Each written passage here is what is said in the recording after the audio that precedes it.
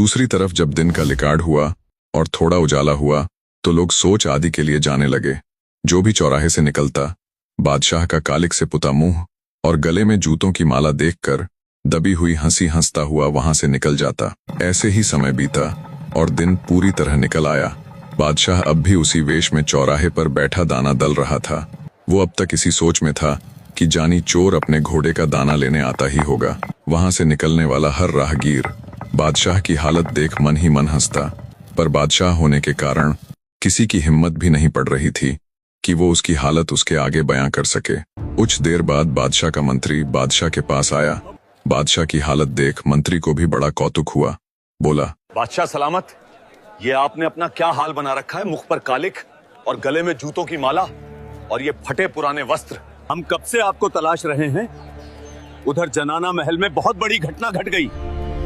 मंत्री की बात सुन बादशाह बोला, कैसी घटना, क्या हुआ, जल्दी बताओ।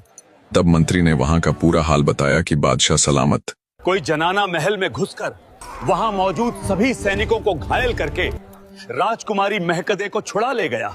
मंत्री की बात सुन और अपनी हालत देख बादशाह को समझते देर ना लगी कि रात में जानी चोर ही बुढ़िया के वेश में उसे मिला था, जो उसे मूर्ख बना गया। उसे जानी चोर के उस धमकी भरे पत्र की बात भी याद आई कि बादशाह तेरा मुंह काला करके तेरे गले में जूतों की माला पहना कर तुझसे स्वामण दाना दलवाऊंगा। सब कुछ साफ होने पर बादशाह मारे शर्म और गुस्से के वही माथा पकड़ कर बैठ जाता है।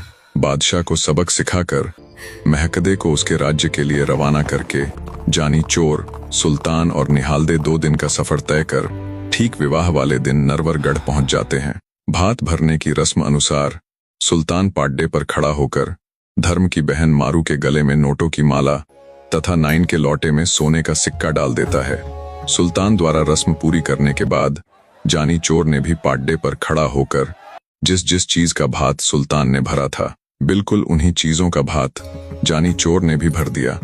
दरअसल जानी चोर ने भात में सुल्तान द्वारा ही दी गई चीजें चुराकर फिर से उन्हीं से भात भर दिया। अब चूंकि